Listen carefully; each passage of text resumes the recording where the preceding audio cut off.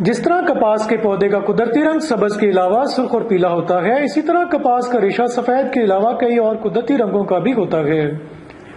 رنگدار کپاس کی اقسام کا ریشہ گہرا بھورا، خاکستری، کتھئی اور سرخ رنگ کا ہوتا ہے، لیکن بھورا رنگ عام ہے۔ قدرتی رنگدار کپاس 2500 قبل مسیح میں بوئی جاتی تھی اور استعمال میں تھی۔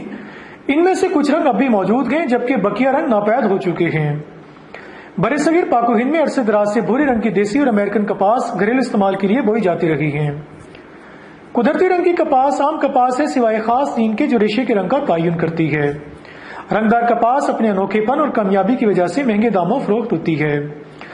سینٹرل کاٹن ریسرچ انسٹی ٹیوٹ ملتان میں بھی رنگدار کپاس پر تحقیقی کام ہو رہا ہے، اور CCRA ملتان میں بھوری اور سبز کپاس کے علاوہ قدرتی رنگوں کے خودرو کپاس کا ذخیرہ کافی تعداد میں موجود ہے۔